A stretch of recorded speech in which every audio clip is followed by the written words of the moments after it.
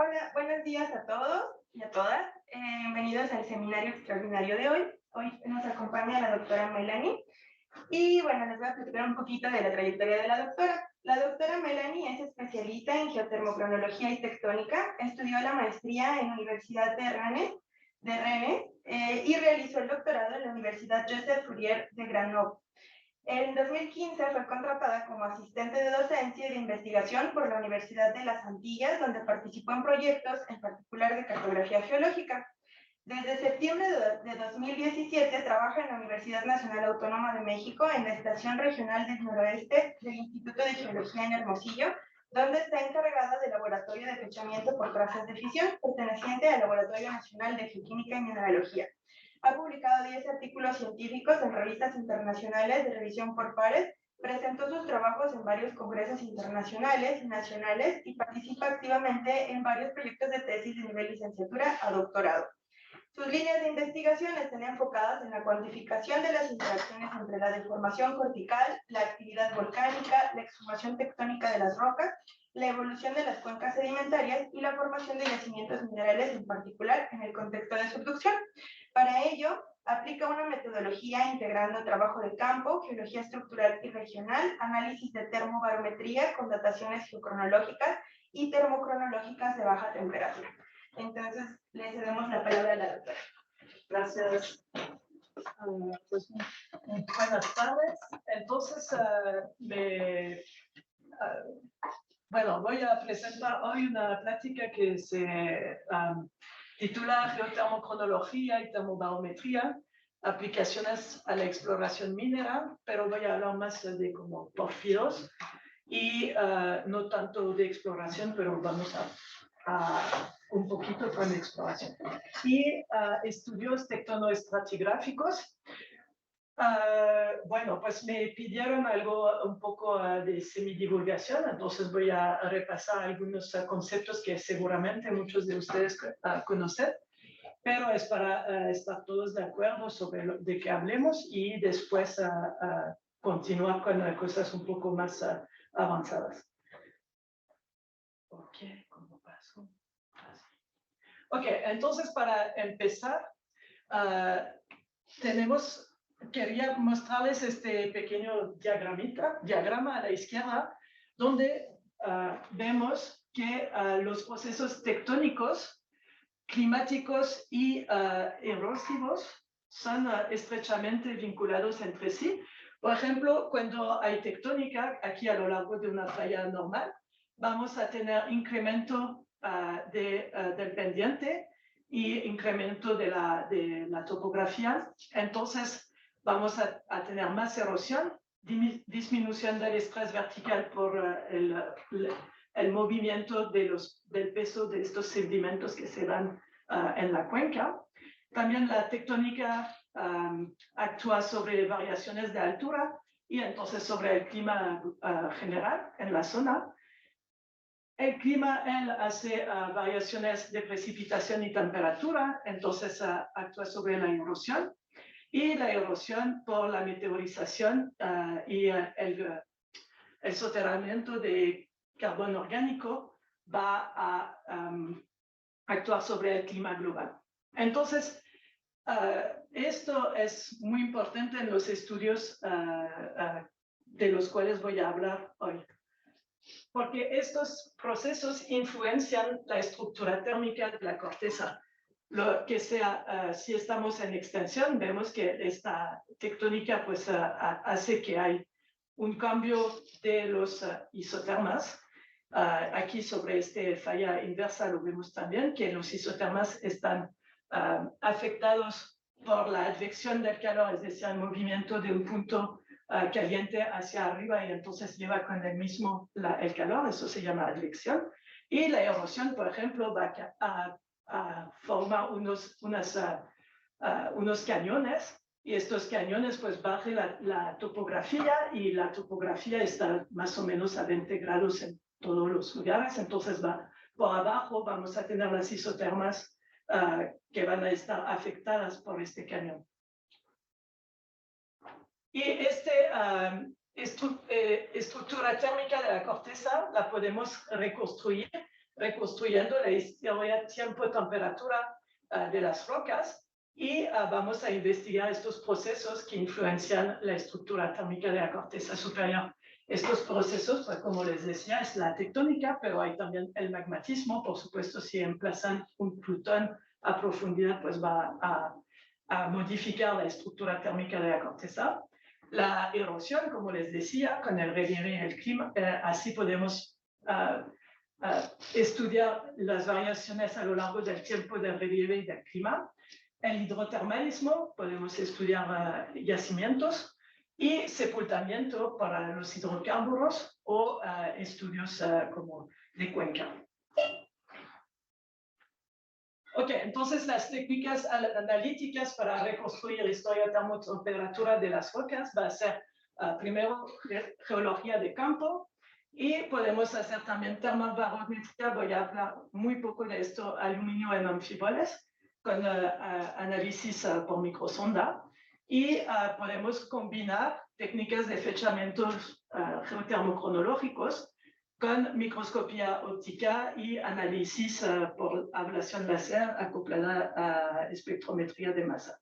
Y hablaré aquí de uranio-plomo un poco, y sobre todo de trazas de fisión en apatitos y zircones y titanita, pero voy a enfocarme sobre apatitos. Ok, entonces, pues unos conceptos muy básicos de termobarometría y después de geotermocronología. Primero, la termobarometría permite determinar temperatura y presión de cristalización de los minerales en rocas magmáticas o metamórficas.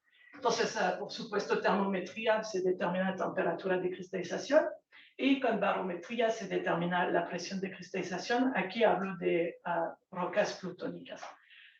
Se puede hacer también en rocas metamórficas, pero yo voy a hablar de rocas ígneas. Entonces, la hipótesis de trabajo aquí en estas técnicas es que en función de la presión y de la temperatura de cristalización, en particular aquí en esta gráfica pueden ver la presión de cristalización, vamos a tener una composición diferente en aluminio, por ejemplo, en las anfíboles. Entonces, midiendo muchas anfíboles de las cuales sabemos a qué temperatura, qué presión cristalizaron, podemos hacer una ecuación así que está escrita aquí, que modeliza la composición en aluminio en función de la presión de cristalización de este anfíbolo. Y así tenemos, si tenemos un desconocido que tiene, por ejemplo, 3 APF1 de aluminio total, pues sabemos que cristalizó más o menos a 12 kilobares. Y entonces se puede determinar la presión de cristalización, y después, conociendo el gradiente de presión en la Tierra, pues calculamos la profundidad de emplazamiento. Ok, entonces geotermocronología, ¿por qué lo escribo así y no solamente geocronología o termocronología? Pues es porque estamos, básicamente, todo el tiempo lo que hacemos es medir temperatura, el tiempo desde el cual una muestra está debajo de una temperatura. Entonces, un termocronómetro o un sistema termocronológico yo lo defino como un sistema radioisotópico que es compuesto de un isótopo padre. Por ejemplo, en el caso del potasio argo, pues el padre es el potasio 40, un isótopo hijo radiogénico, que es el argón 40, que proviene del decaimiento del potasio 40, y un mineral, que sería nuestro reloj de arena aquí, en el cual se encuentran estos dos isótopos. Entonces, lo que hay que entender es que los sistemas pueden ser abiertos, es como si no tuviéramos base en nuestro reloj de arena, y que los hijos se vayan difundiendo eso ocurre a alta temperatura. Entonces, en este caso, en alta temperatura, no se puede medir el tiempo, pero a más baja temperatura, el sistema se va a enfriar, cerrar, y debajo de lo que llamamos una temperatura de cierre, los elementos hijos se van acumulando dentro del sistema, no pueden salir más por difusión, y el tiempo se va a registrar. Entonces, fechamos el tiempo desde el cual el sistema está por debajo de esta temperatura de cierre. Entonces, básicamente, un geocronómetro es cuando el mineral va a crecer a cristalizar debajo de su temperatura de cierre. Entonces, está todo el tiempo cerrado. Y eso es lo que llamamos un geocronómetro. Vamos a fechar la cristalización del sistema. Por ejemplo, es el uranio y plomo en zirconio. Y pues ven que uranio plomo en monazita también es un geocronómetro. Quizás podríamos considerar hafnio en granate, pero después todos los otros son realmente termocronómetros. Para termocronómetros, el mineral cristaliza, enfría, pasa a su temperatura de cierre, que no es una temperatura única, pero como ven, es un rango de temperaturas. En este rango de temperaturas, el mineral está parcialmente abierto, entonces acumulamos una parte solamente de los hierros. Y debajo de este rango de temperatura, pues el sistema está totalmente cerrado. Ok. Entonces, ¿por qué queremos fechar el enfriamiento de las rocas? Pues las edades termocronológicas van a reflejar, como les decía, el tiempo desde el cual la roca está por debajo de la temperatura de cierre del sistema termocronológico que usamos o de los sistemas que usamos. Y entonces, para las rocas conectadas a la superficie, el enfriamiento es el resultado de la exhumación, es decir, de cómo llegar hacia la superficie. La exhumación es desplazarse con respecto a la superficie. Es diferente del levantamiento de rocas, que es desplazarse frente al nivel del mar. Entonces, aquí quiero, bueno, creo que lo voy a hacer sobre la próxima esto. Entonces, la geotermocronología, junto con la termobarometría, entonces reconstruir historia, tiempo, temperatura con una presión de cristalización, va a permitir medir el enfriamiento de las rocas durante su ascenso hacia la superficie, y esto, pues como les decía al inicio, es a causa de procesos tectónicos, de erosión y, bueno, la erosión por el clima, ¿no? Ok, entonces lo que quiero quedar bien claro aquí con es que una falla inversa no exhuma. Tienen que tener erosión arriba para que se exhume a lo largo de una falla inversa. Porque si están, por ejemplo, a una profundidad, si no hay erosión, cuando esta roca está, por ejemplo, aquí, en este punto, y que va subiendo, que si no hay erosión arriba, la masa, el espesor de rocas que hay arriba es todo el tiempo la misma. Entonces, decir que veo un enfriamiento rápido quiere decir que hay compresión por una falla inversa, pues no es directo. Tiene que haber erosión al mismo tiempo. Claro que si llueve, cuando cuando hacen esta deformación, pues aumentan la topografía, el pendiente general aumenta, y entonces van a tener más erosión porque hay más pendiente, y entonces, bueno, más exhumación. Entonces, pasar de decir hay enfriamiento a decir hay exhumación no es tampoco directo, porque si tienen un plutón, pues quizás le puede calentar la roca bastante lejos, y bueno, no es cierto, pero a algunos metros, y después tienen un enfriamiento que no es dado a exhumación, pero solamente a enfriamiento general baja el gradiente geotérmico. Ok, entonces, bueno, Con estas técnicas, como les decía, vamos a reconstruir la estructura térmica, que no es la estructura realmente de la Tierra, ¿no? No es la estructura topográfica o solamente hay un conjunto de procesos que afectan esta estructura térmica. Ok, entonces ahora un poco de geotermocronología con el fechamiento uranio-plomo. Entonces, muy básicamente, muy rápido, para no perder mucho tiempo en cosas que ya conocen, me imagino. Entonces, se basa en el decaimiento del uranio 238 al plomo 206 y del uranio 235 al plomo 207. También pueden añadir el uranio, el torio al plomo, pues no me acuerdo ahora, pero son los dos sistemas que usamos y lo usamos o en zircones o en otros minerales y voy a hablar también de apatitos después.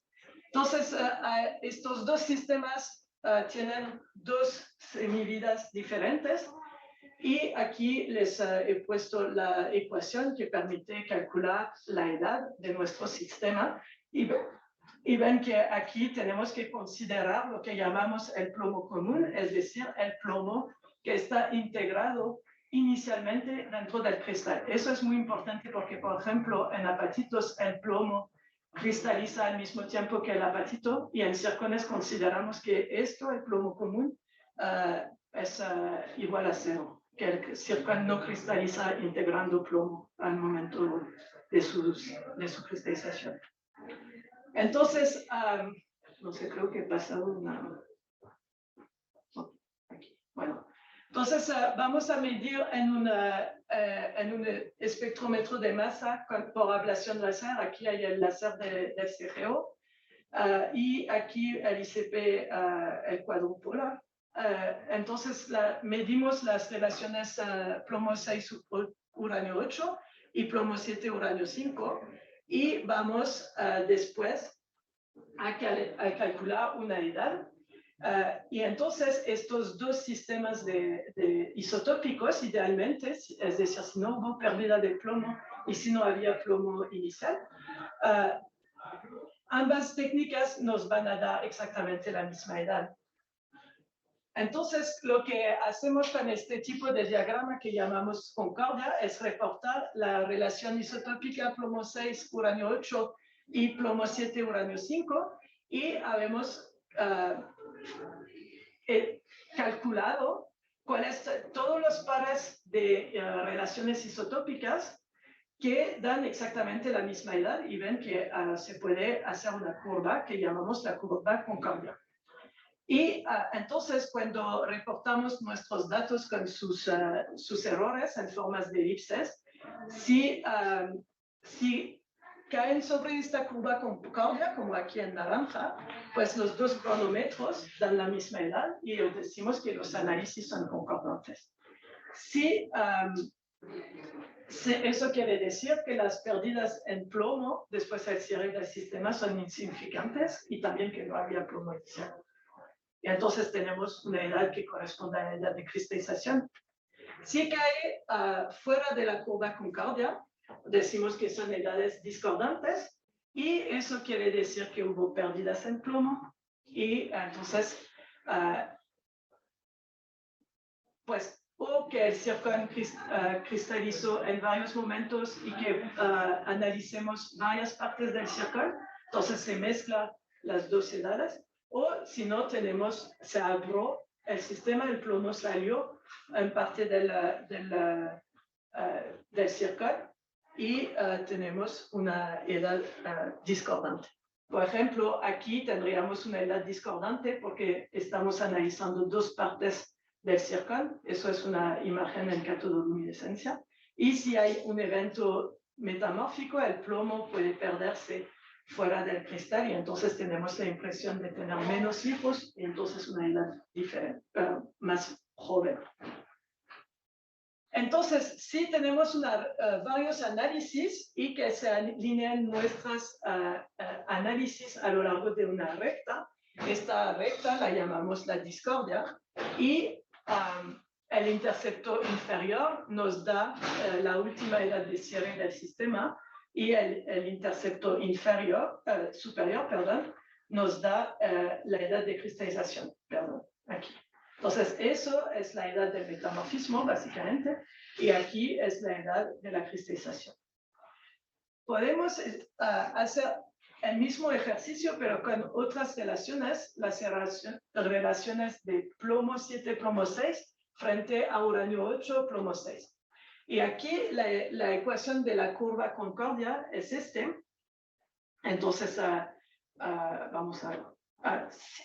En este tipo de diagrama, si los datos que van a tener toda la misma edad, pero diferentes contenidos en plomo inicial, van a arreglarse a lo largo de una recta. Y esta recta podemos mostrar con un poco de matemáticas básicas que tiene una pendiente así. Entonces, eso es la ecuación, como es una recta, es una ecuación isócrona. Y el plomo inicial incorporado en el sistema pues flotea aquí el intercepto entre la isócrona y el eje Y. Y la intercepción de este isócrona con la curva Concordia nos va a dar la edad de cierre del sistema, esta vez como corregida del plomo común. Solamente para acordarles cómo se leen estos tipos de diagramas que vemos todo el tiempo y pues ya, así. Ok, entonces podemos medir cristalización con uranio plomo, pero a diferentes momentos, por ejemplo, si tenemos crecimientos metamórficos o volcánicos.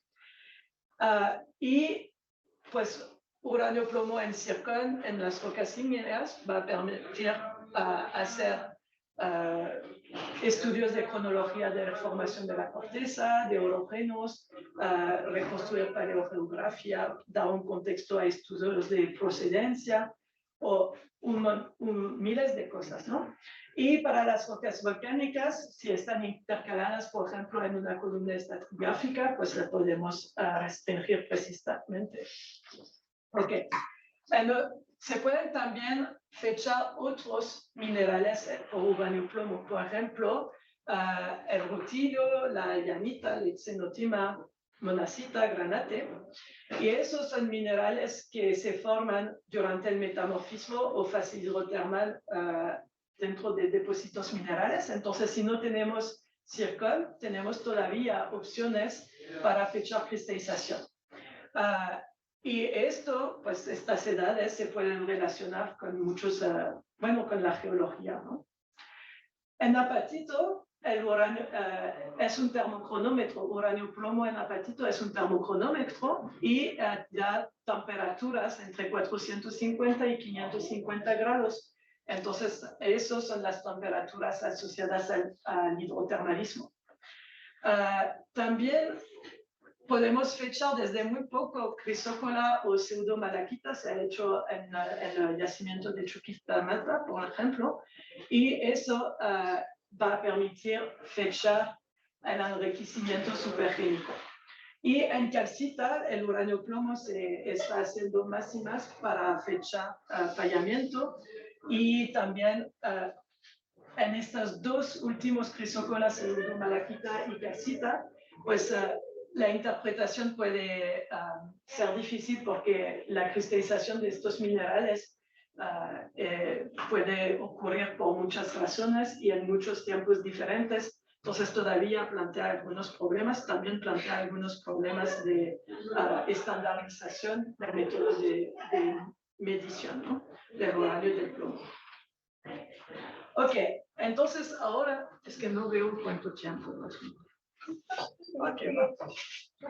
Ok, entonces los principios de fechamientos por trazas de fisión, así es un PDF, entonces no se ve aquí, pero es un pequeño GIF normalmente de la fisión espontánea del uranio 238, que es contenido naturalmente en los minerales.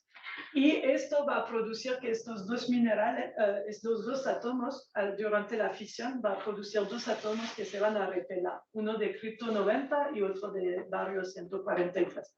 Se repelan así y lo que pasa es que va a dejar daños en la red cristalina porque están muy cargados estos átomos y van a ionizar la red cristalina sobre su movimiento y como está ionizada la red cristalina se va a generar un daño cristalino. Este daño lo llamamos la traza de fisión y no se puede ver ópticamente excepto después de un ataque químico, pero viene después. Entonces, como cada proceso de decaimiento, la tasa de fisión va a depender, la tasa de fisión sí va a depender del tiempo. Entonces, se puede determinar la edad de un cristal si conocemos su concentración quedante en uranio, 238. Eso lo podemos hacer por análisis ICP-MS, por ablación láser. Y la densidad, es decir, el número de la densidad de trazas, el número de padres de uranio 238 que ya fisionaron. Y después tenemos aquí una ecuación para calcular la edad de este termocronómetro. Ok, entonces para trazas de fisión, pues podemos usar comúnmente tres diferentes minerales. El apatito, que tiene una temperatura de cierre entre 100 y 110 grados. El zircón, con temperaturas más alrededor de 220 grados. Y la titánica, alrededor de 240. Entonces, como les decía, en estos minerales las trazas no se ven ópticamente, pero lo que vamos a hacer es pulir los granos, atacarlos con un químico y todas las trazas que están aquí intersectando la superficie, como es un daño cristalino, va a ser atacado más rápido por el químico. Y entonces se van a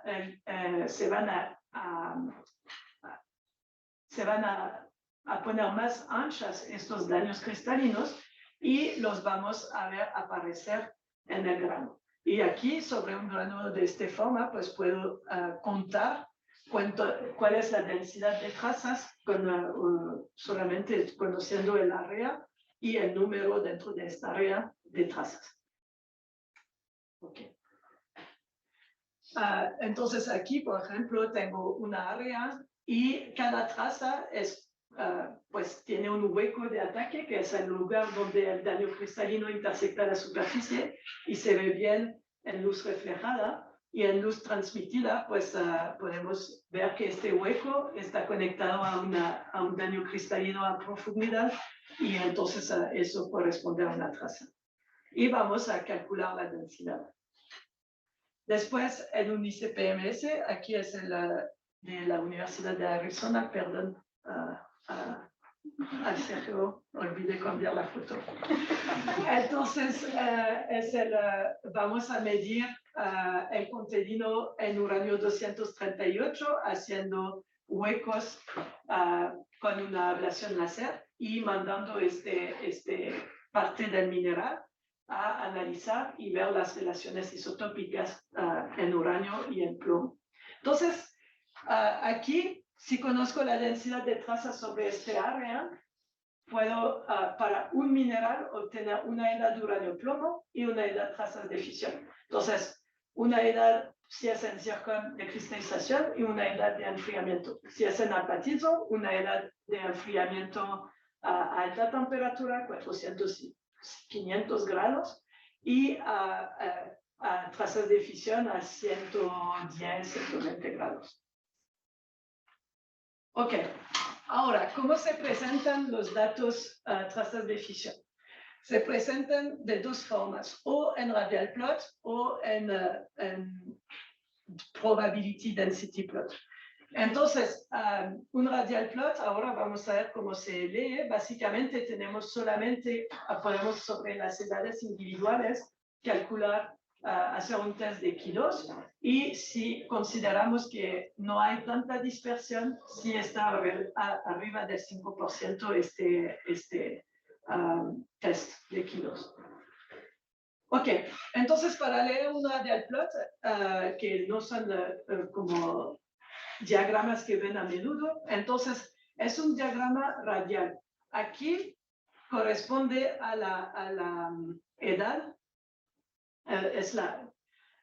es como la escala de edad. Eso es el centro del diagrama, y si hacen una línea entre el centro y un punto, que sería este verde, por ejemplo, aquí va a cruzarse, aquí es la edad del grano sobre la escala como circular que tienen aquí, que está en escala logarítmica. Entonces, las edades jóvenes van a estar más abajo del diagrama, mientras que las edades más viejas están hacia arriba. Ahora, lateralmente, vamos a tener la precisión, el error sobre la medición.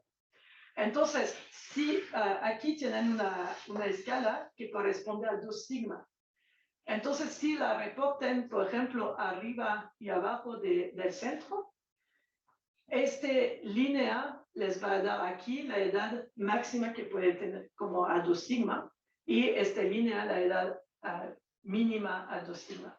Entonces, un grano que plotea a la izquierda, un dato que plotea a la izquierda del plot, es mucho menos preciso, que tiene un rango de error mucho más grande que un dato que plotea a la derecha del diagrama. Ok. Bueno, entonces la otra cosa importante que ver es que las trazas de fisión son daños cristalinos que se resorban a alta temperatura. Es por eso que se borran. Entonces es un termocronómetro, porque a alta temperatura produzco la fisión, pero se borra la traza instantáneamente.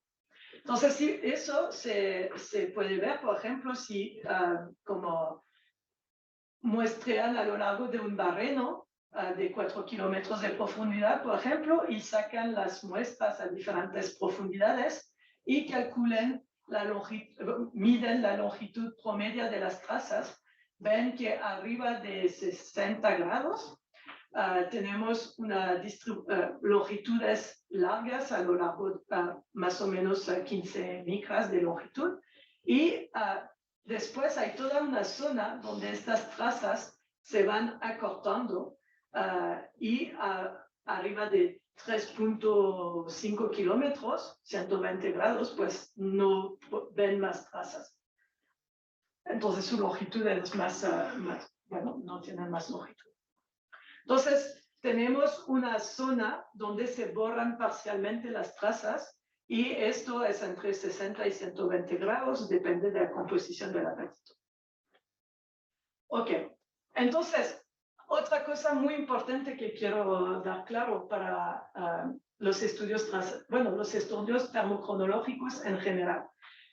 La historia térmica va a afectar la distribución de las longitudes de trazas. Por ejemplo, si aquí tengo un enfriamiento rápido, voy a tener longitudes grandes.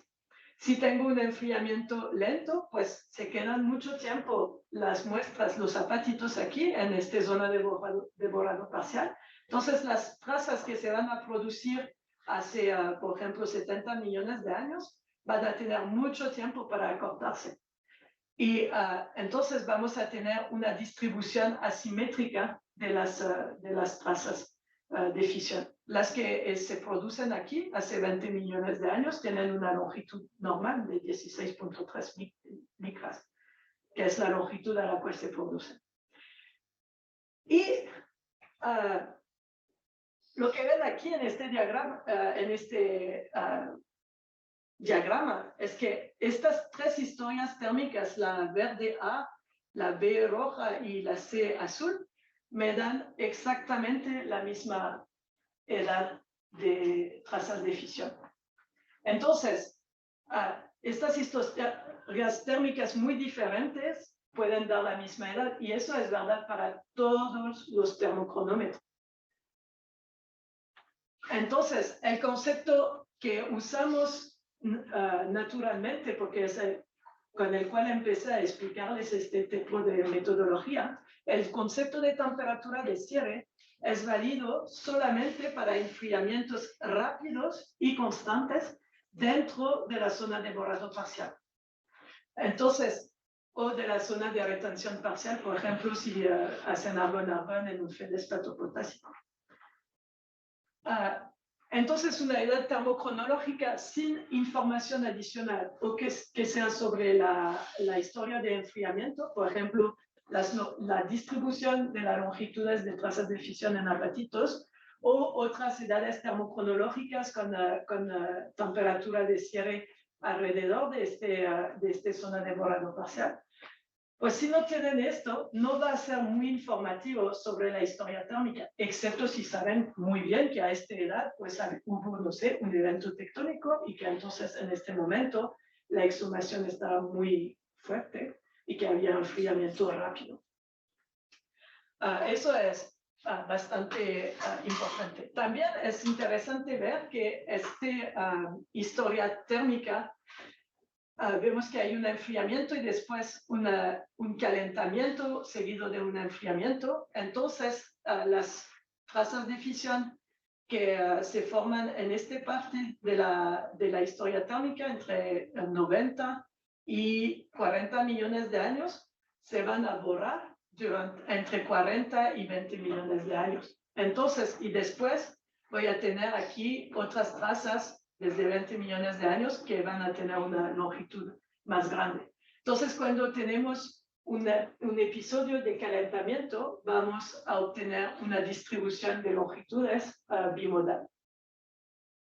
Si es un enfriamiento lento, la distribución es como con una cola. No es una gaussiana. Perfecto. Ok. Lo que sabemos es a qué velocidad se van borrando estas trazas. Conocemos, para los apátitos por lo menos, conocemos la velocidad a la cual la ecuación que restringe, que describe cómo se van borrando las trazas en función de la historia térmica. Entonces, si escojo una historia térmica T, puedo calcular cuál va a ser su longitud, la distribución de longitudes que se debería observar. Es como si conozco un elefante, su peso, su tamaño, pues puedo saber cuál va a ser la forma de su huella en el lodo, ¿no? Puedo modelar.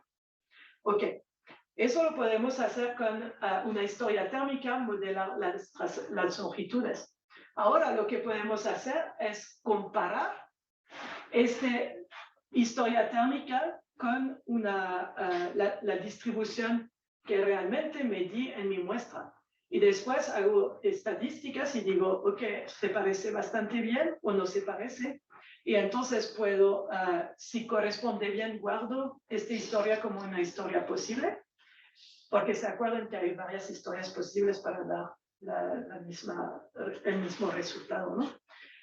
Entonces, si corresponden bien, pues guardo esta historia térmica, y si no corresponden, pues genero otra y comparo. Y lo hago miles de veces hasta obtener un rango de suficientemente historias, tiempo-temperaturas que son aceptables. Ok. Entonces es lo que hacen dos software que usamos en termocronología de baja temperatura. FT, que se basa sobre una estrategia frecuentista.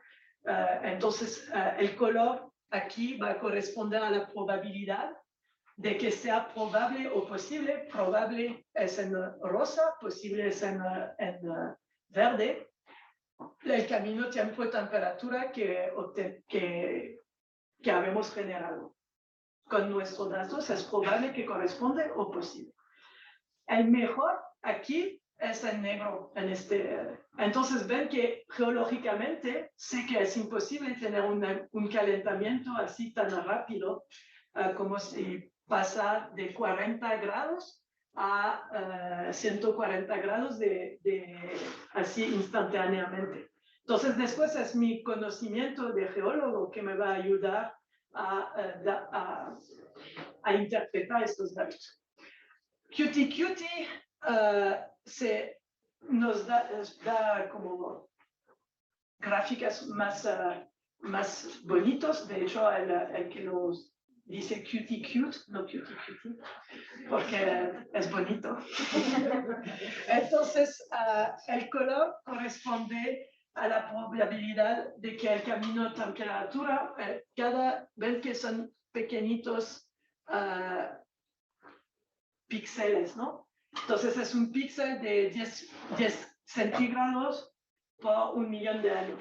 Y va a calcular el software la probabilidad que el camino tiempo-temperatura que pasa por este píxel. Y entonces después, en función de la probabilidad, va a poner algo rojo, algo, pues es muy probable, más probable en rojo y menos probable en azul.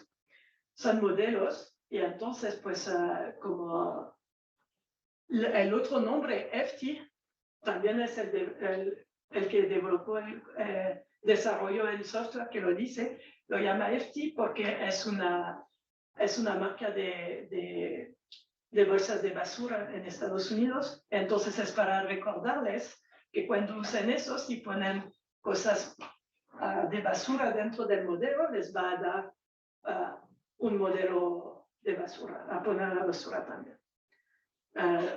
Los modeladores dicen garbage in, garbage out. Entonces, pues, en ambos casos, ¿no?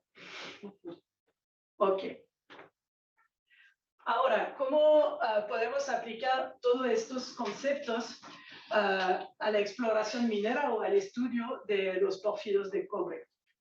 Aquí es es una mina que se llama Toquepala en el sur de Perú. Ok, entonces algo muy rápido para entender qué es un pórfido de cobre, pues son cuerpos magmáticos someros que cristalizan entre 2 y 4 kilómetros de profundidad. Traen muchos fluidos que van a ser la fuente de yacimientos epitermales un poco más arriba del yacimiento tipo pórfido de cobre, también de skarn si se emplaza, por supuesto, en rocas de calizas. Y en gran mayoría están asociados a arcos magmáticos de zonas de subducción. Ok. Entonces, básicamente, teóricamente, debería de existir una relación entre la profundidad de emplazamiento y la concentración en metales del yacimiento, porque en metal, la concentración en minerales hipogénicos que se forman durante la extracción del fluido, ¿no? Alrededor de nuestro pórfido. Si es somero, ¿por qué eso? Porque si es somero, el enfriamiento es muy rápido, los fluidos no viajan muy lejos y van a enfriarse muy rápidamente y vamos a tener un halo de mineralización muy chico alrededor de nuestra fuente magmática. Si es profundo, pues el enfriamiento, como ven aquí, es más lento y el halo va a ser más grande y la mineralización hipogénica va a ser de menor concentración. Aquí hay que cambiar palabra, el copiar-pegar que no corregí. Ok.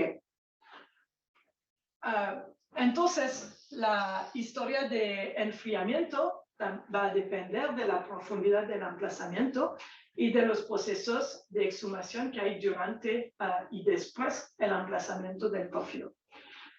Entonces, usando varias técnicas, por ejemplo, uranio de fechamiento, varios geotermocronómetros, vamos a poder reconstruir la historia térmica de un plutón, considerando cada edad como correspondiente a una temperatura de cierre. Aquí al inicio tenemos un enfriamiento muy rápido que aquí llamé magmático o postmagmático, podemos definir cómo se llama este enfriamiento. Y después tienen un enfriamiento mucho más lento, que es el enfriamiento por exhumación. Entonces, básicamente, este punto aquí donde cambia la velocidad de enfriamiento es cuando el plutón se equilibra térmicamente con sus rocas encarbonantes. Y es la temperatura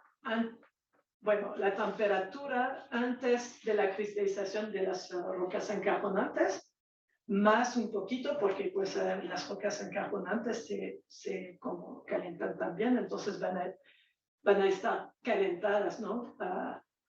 Por el plutón, por la intrusión. Este enfriamiento lo voy a presentar después. Ok. Primero un ejemplo con Suaki Verde. Suaki Verde es un yacimiento bastante pequeño que está al sur de Sonora y es un porfido que aflora adentro de rocas, intrusionando rocas volcánicas. Y también está en contacto con lo que llaman la granodiorita precursor, que es el cuerpo plutónico del cual dentro de los modelos de formación de porfido del cobre se sale este porfido y como viene a hacer su mineralización, tipo porfido de cobre. Ok, entonces podemos reconstruir con uranio-plomo en apatitos. Aquí ven los datos uranio-plomo en apatitos con el plomo inicial, la edad aquí de cristalización, ¿no? De este pórfido, corregida del plomo común, y aquí unos datos de trazas de fisión en apatitos. Entonces, con las longitudes de trazas de fisión que pude medir para esta muestra de granodiorita en Suaki Verde, con QT vemos un enfriamiento rápido inicial, seguido de un enfriamiento lento entre 120 y 20 grados, creo que lo he puesto más a 35 porque es Sonora y es el desierto. Ok, entonces aquí a la derecha pueden ver un plot de la probabilidad de que pasamos por la temperatura dada para este periodo de tiempo. Es decir, básicamente es cómo se distribuye la probabilidad aquí a lo largo de este vertical dentro del diagrama tiempo-temperatura. Entonces, esta parte donde tenemos más probabilidad es la temperatura de equilibrio del porfido con sus rocas encarbonantes después de su cristalización. Entonces, cristaliza y se equilibra térmicamente. Justo eso podemos calcular que se hace en algunos millones de años. Entonces, esta ventana de probabilidad la tomé como 2 millones de años después de la edad de uranio-plomo en apatito. Ok, entonces vemos que eso es entre 120 y 180 grados, ¿no? Si considero un gradiente geotérmico de 40 más o menos 10 grados por kilómetro, porque pues el gradiente mágico para la Tierra es 30 grados centígrados por kilómetro, pero sabemos que puede variar en un arco de subducción entre 15 y en un arco magmático pues podrían debajo de un volcán tener más de 120 grados centígrados por kilómetro, ¿no? Pero bueno, ahora el volcán ha parado, estamos 2 millones de años después y podemos considerar que sube de entre 30 y 50 grados centígrados por kilómetro. Entonces, si tomo 120 a 180, puedo calcular una profundidad de emplazamiento entre 2 y 5.3 kilómetros. Y si he hecho también termobarometría sobre anfiboles de este granulorita y encontré datos que me dan entre 3.9 y 5.6 kilómetros de profundidad de cristalización para estas anfiboles. Entonces vemos que pues, el modelo aquí es como bastante bien funcionado y también funciona con el modelo pensado de emplazamiento de estos pórfidos que dicen entre 2 y 4 kilómetros, pero este es quizás un poco más profundo y corresponde también geológicamente al hecho de que sea menos rico, menos concentrado en metales hipogénicos. Ok, entonces después es importante determinar. Entonces aquí vimos el enfriamiento magmático hidrotermal, que corresponde a la mineralización hipogénica, pero durante todo este tiempo vamos a tener el enfriamiento asociado a la exhumación cuando se desarrolla la mineralización supergénica. Es decir, que la mineralización supergénica es la que va, gracias a las aguas meteóricas, removilizar los metales y concentrarlos, ¿no? Entonces y hacer como minerales más concentrados. Entonces se requiere aquí para desarrollar este tipo de mineralización un equilibrio entre la denudación, es decir, la erosión, básicamente, y el descenso del nivel freático, y también pues como erosión va a controlar también eventualmente el desarrollo de yacimientos exóticos, es decir, de minerales ricos en metales transportados y depositados en una cuenca. Entonces es muy importante también ver esta historia de exhumación, tiempo, profundidad. Entonces, para reconstruir la historia de exhumación, lo vamos a hacer primero a partir de la historia de enfriamiento. Como les decía, se necesita inferir un gradiente geotérmico. Si tengo aquí temperatura en función del tiempo, para transformar la temperatura en profundidad, pues tengo que usar un gradiente geotérmico, por ejemplo, 30 grados centígrados por kilómetro. Y después, pues, transformo mi temperatura en profundidad y llego a una tasa de exhumación, es decir, profundidad, bueno, una diferencia de profundidad a lo largo del tiempo dado. Ok.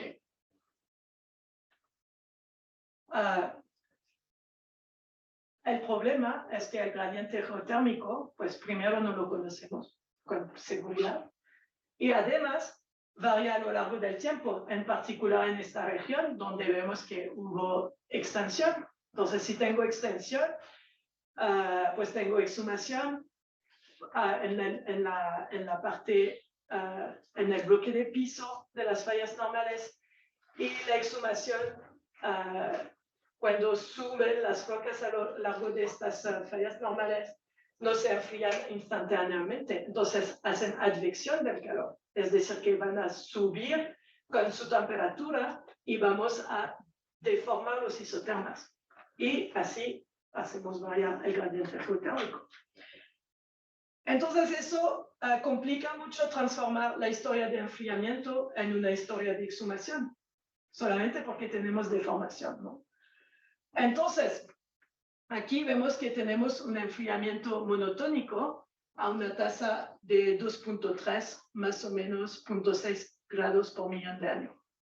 Si considero un gradiente geotérmico muy amplio, entre 15 y 40 grados por kilómetro, puedo calcular una tasa promedio de exhumación, es decir, una velocidad de subida hacia la superficie de 110 metros por millón de años, más o menos 80 metros.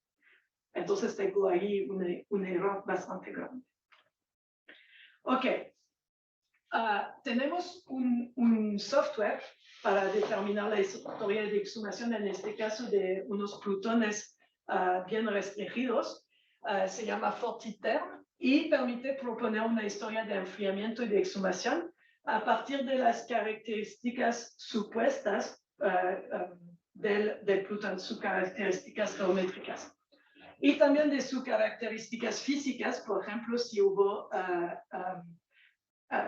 como fluidos que permitieron enfriar más rápidamente las rocas, ¿no? Y entonces aquí vemos diferentes diagramas donde tenemos el tiempo el tiempo necesario para llegar a la misma temperatura que las rocas encarbonantes y también para llegar a la superficie, en función del tamaño del cuerpo, de su profundidad de emplazamiento o hasta de la velocidad de exhumación que hay al momento del emplazamiento. Okay.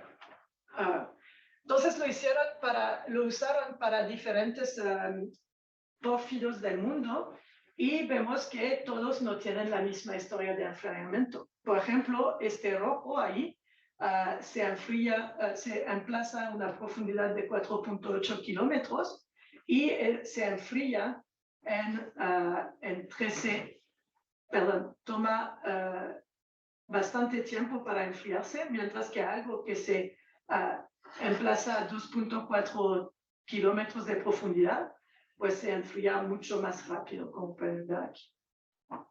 Ok, entonces podemos, por modelación inversa, proponer una edad del fin de la actividad hidrotermal que corresponde más o menos a este momento de cambio de pendiente de la historia térmica y también un momento desde el cual el yacimiento está expuesto. La parte superior del yacimiento fue expuesta. Y eso es muy importante porque pues si está expuesto desde mucho tiempo, por ejemplo, aquí 6 millones de años para el pórfido de Sarcheshmé, aquí pues perdimos toda esta parte aquí en líneas punteadas del yacimiento. Pero en Batu y Yao, pues como se exhumó su llegada a la superficie desde 2 millones de años, pues hay menos pérdida del yacimiento, está presente más a profundidad, ¿no? Entonces, en la zona de Sarcheshmé quizás podemos buscar para yacimientos exóticos, cuando en Batu y Yao, pues mejor ni siquiera intentar. Ok, la otra manera de determinar la historia de exhumación es a partir del muestreo de un perfil vertical, porque en este caso, pues no voy a necesitar asumir un gradiente geotérmico porque sé que estas muestras todo el tiempo estaban separadas de exactamente la misma profundidad. Entonces voy a reportar la elevación en función de la edad. Y los que están más abajo, pues se exhumaron, se enfriaron después de los que están más arriba. Hay que averiguar que no hay una falla que está en el medio de su perfil de elevación, porque si no plantea problemas. Ok, entonces es lo que hicimos en el yacimiento de la Caridad, en el norte de Sonora. Es el yacimiento más al sur de todo este clúster aquí de pórfidos de cobre de Arizona, Sonora, y es uno de los más productivos de México. Entonces, este yacimiento, justo al noroeste, entonces eso es la traza del Tajo, aquí en blanco, ven que hace más de 2 kilómetros de ancho, y aquí tenemos una falla normal que tiene una pendiente hasta el noroeste, y entonces nuestro yacimiento está en el pie de la falla, exhumado por la falla.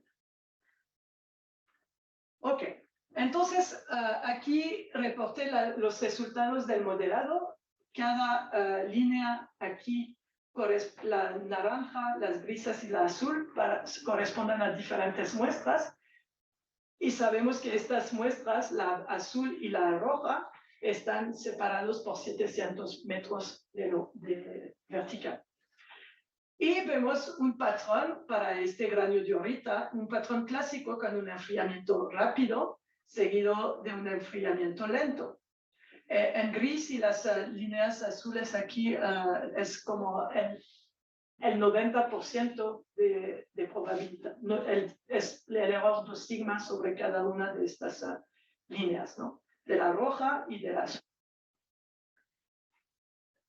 Entonces, hay algo que nos dice que puede pasar también aquí con un enfriamiento lento, pero como es solamente porque les gusta más al modelo hacer cosas más simples. Ok, entonces con eso puedo ahora medir la diferencia de temperatura a diferentes momentos entre mi muestra más alta y la muestra más profunda. Y entonces sé que hace 700 metros y puedo calcular un gradiente geotérmico para diferentes momentos a lo largo del tiempo. Entonces, por supuesto, al inicio, pues como calculo con el error de sigma, pues al inicio tengo un error muy grande, pero vemos una tendencia con una disminución desde gradientes geotérmicos superiores a 45 grados por kilómetro al momento donde estaba el arco volcánico en la región, y disminuyen cuando el arco volcánico migra hacia el oeste durante la migración del arco, la ramide o del arco cretácico Eoceno de México. Bueno, entonces baja este gradiente geotérmico, aquí es entre 40 y 20 grados, ¿no? Algo como más normal, un contexto geológico normal, ¿no? Y después vemos que tiene una tendencia a subir cuando vamos hacia el actual, desde 25 millones de años. Gracias a eso puedo también transformar mi historia térmica en tasa de exhumación. Entonces calcule la tasa de exhumación. Entonces, por supuesto, al inicio tengo una tasa de exhumación como muy poca precisa, pero después, a partir de este momento de 25 millones de años, tengo una tasa de exhumación más como más bien precisa, ¿no? Que es alrededor de 300 metros por millones de años. Ok, lo que es bien interesante aquí es que nuestra evolución del gradiente geotérmico corresponde bien a lo que conocemos de la evolución geológica del área. Es decir, que cuando hay el arco volcánico, pues el gradiente geotérmico es muy alto, y eso solamente me lo dice el modelo inverso de mis datos trazas de fisión, ¿no? Y después pongo la historia geológica para comparar, ¿no? Durante la migración del arco hacia el oeste, cuando no está más el arco, pues tenemos algo que es más o menos alrededor de 30 grados centígrados por kilómetro. Y después, durante la extensión Basin-Range, vemos que aumenta por la extensión este gradiente geotérmico porque se adelgaza un poco la corteza. Lo que es interesante es que durante la extensión Basin-Range no vemos una aumentación de la tasa de exhumación, y eso es porque la falla que está al noroeste del pórfido, pues no ha jugado tanto, no fue tan rápida, y entonces no afectó tanto a la estructura térmica de la corteza. Y también está bien porque si no, no estuviera más en pórfido, porque si había jugado mucho, el desplazamiento sería de más de 4 kilómetros y entonces no tendríamos más este pórfido, este yacimiento, estuviera evolucionado. Bueno, entonces en resumen podemos con termobarometría y geocronología definir la edad de emplazamiento. Después con uranio plomo en apatito y trazas de fisión en circones el hidrotermalismo, la mineralización, y con la exhumación y la preservación de los pórfidos podemos usar las herramientas de modelación de la ruta tiempo-temperatura y a partir de los datos de termocronología y de software de modelación inversa. Ok, bueno, ya platico desde mucho, entonces voy a intentar como ser más rápida sobre esta segunda parte, la aplicación a estudios tectonoestratigráficos con termocronología en sedimentos detríticos. Entonces, si reporto, por ejemplo, dos termocronómetros, dos métodos de fechamiento uno frente a otro, puedo diferenciar varias fuentes. Por ejemplo, un volcán va a tener la misma edad uranio-plomo y de termocronológica, porque el enfriamiento de estas rocas es instantáneo, y entonces va a caer aquí sobre la línea donde la edad la edad termocronológica de enfriamiento y la edad de cristalización es la misma. Pero si tengo otro relieve que tiene, por ejemplo, una edad de uranio-plomo de 310 y una edad termocronológica de 75 millones de años, pues se va a caer aquí. Pero veo que si usaba solamente la edad termocronológica no podría diferenciar estas dos fuentes, pero ahora añadiendo uranio-plomo las puedo diferenciar, ¿no? Igual que entre B y C no las puedo diferenciar solamente con uranio-plomo, pero añadiendo edades termocronológicas puedo diferenciar estas dos poblaciones, estas dos fuentes. Ok. Entonces, aquí en un radial plot, por ejemplo, van a tener, si tienen varias poblaciones de edad dentro de sus diferentes fuentes dentro de su sedimento, van a tener un test de Q2 que es de 0 y les va a calcular pueden estadísticamente separar varias edades, ¿no? Que llamamos picos de edad o poblaciones de edad.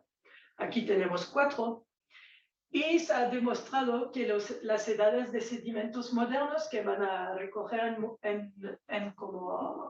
en ríos van a representar bien a la termocronología del basamento de la cuenca hidrográfica si toda la cuenca da apatitos, por ejemplo, o zircones, ¿no? Si tienen toda una parte de la cuenca hidrográfica con calizas y que estas calizas se van exhumando muy rápido, pues no van a producir apatitos porque no hay apatitos en la caliza. Y entonces no van a haber esta exhumación rápida, bueno, estas edades jóvenes de las calizas, ¿no? Pero si tienen un basamento o una cuenca hidrográfica con solamente rocas ígneas, normalmente van a ver bien las poblaciones de edades representan bien a las edades de toda su cuenca. Entonces eso es bien para intentar definir de manera regional cuáles son las zonas donde haya edades más jóvenes y edades más viejas, exhumación rápida, exhumación menos rápida, en un orógeno, por ejemplo.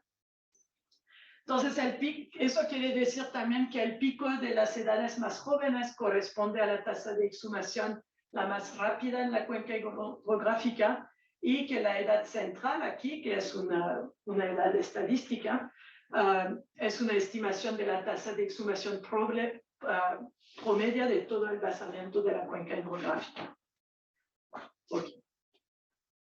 Bueno, ahora un concepto que me gustaría presentarles es el lag time.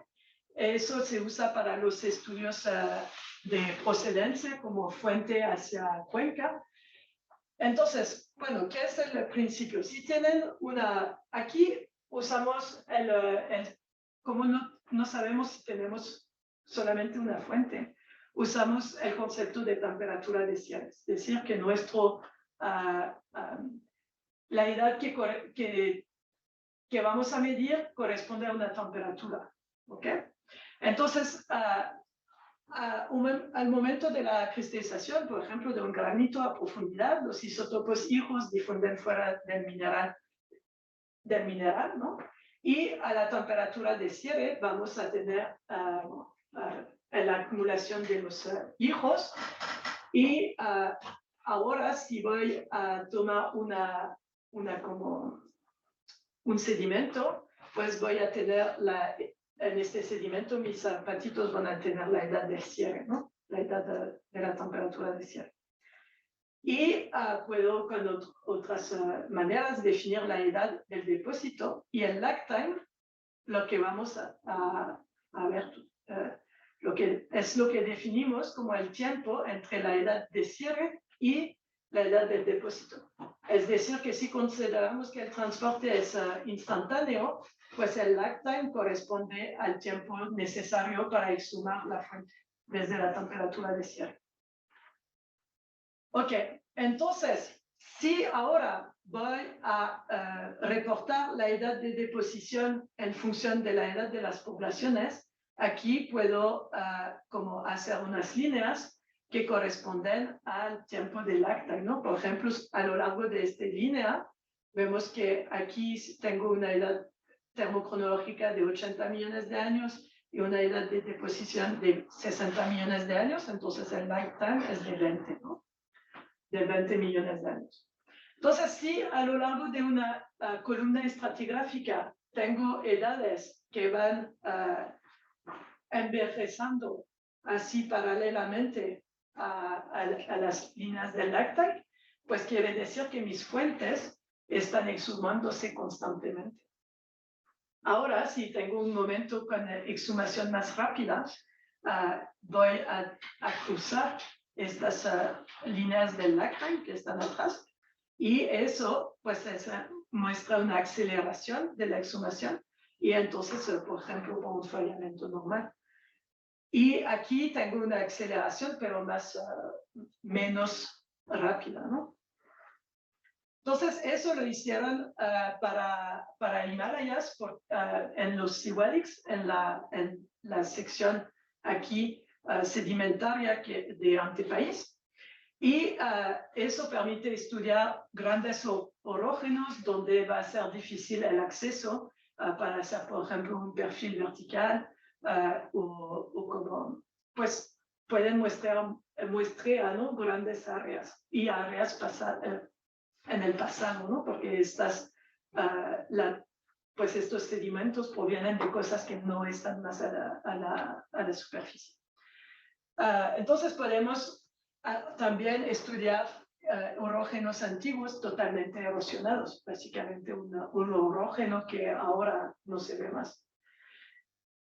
Entonces muestramos estos depósitos sedimentarios sinorogénicos y vamos para cada muestra, determinar las diferentes picos de edades que hay dentro de estos sedimentos.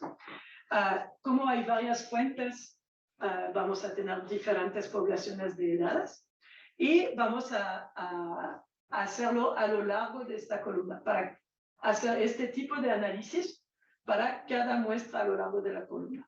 Y voy a reportar las edades de los picos en función de la edad del depósito. Es lo que se hace aquí, ¿no?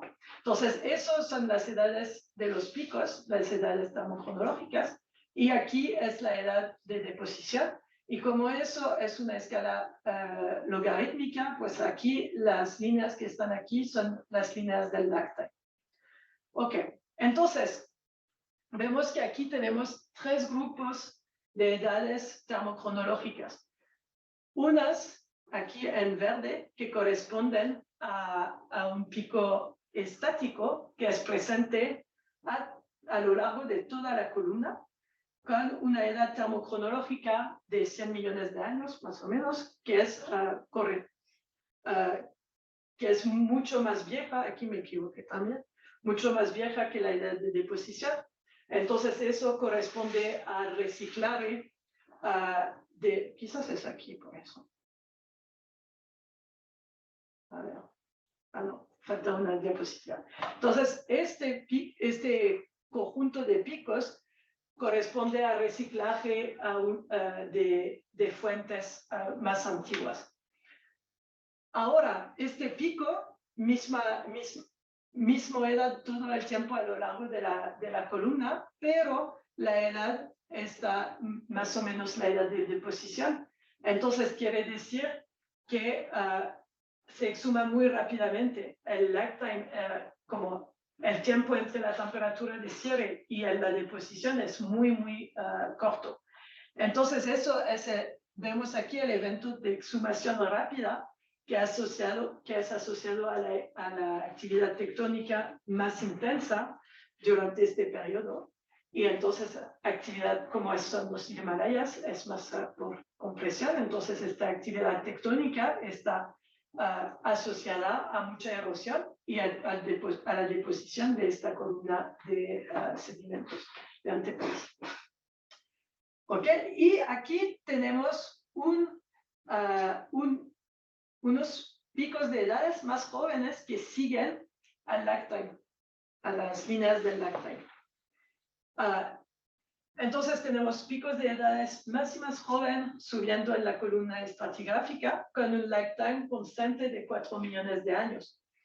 Eso lo llaman moving peak y eso corresponde a una exhumación constante de este tipo de fuente que es relacionada al uplift tectónico, es decir, al levantamiento de rocas tectónico, que es continuo y que es asociado a la erosión controlada por el clima en el orógeno, ¿no?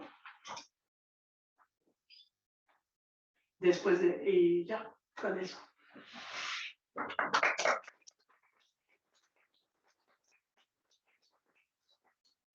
Bien, abrimos espacio a las preguntas. No sé si alguien quiere preguntar algo. Una pregunta rápida. ¿Cómo siempre tengo la duda, cómo se calcula la incertidumbre en el Fission Track? O sea, ¿se toma en cuenta el factor humano al estar contando las trazas Sí. o nada más la analítica? Sí, entonces vas a contar un estándar, el patito Durango, por ejemplo. Entonces,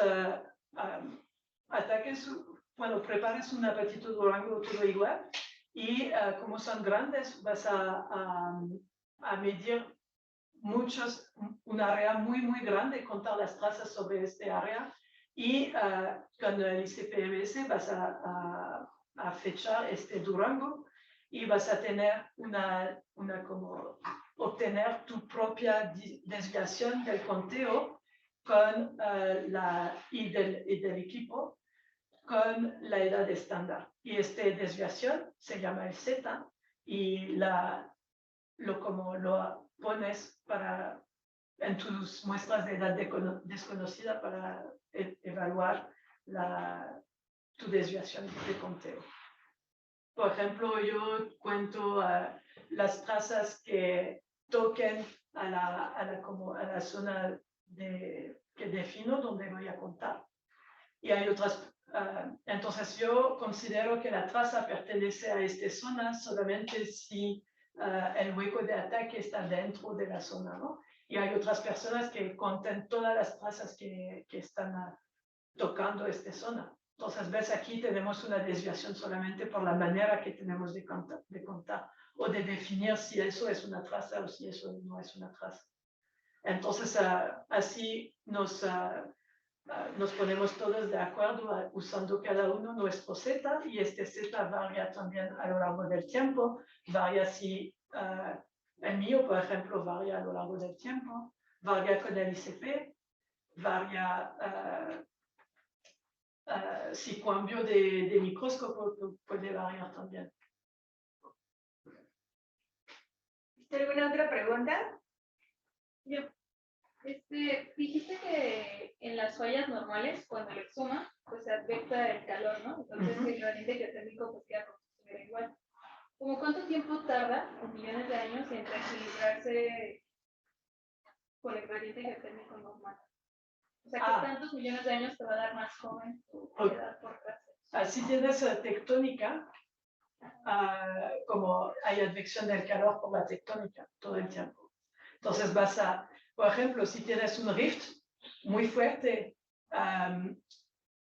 adviertes el calor y como básicamente tus muestras pueden subir hacia la superficie, exhumarse, sin enfriarse.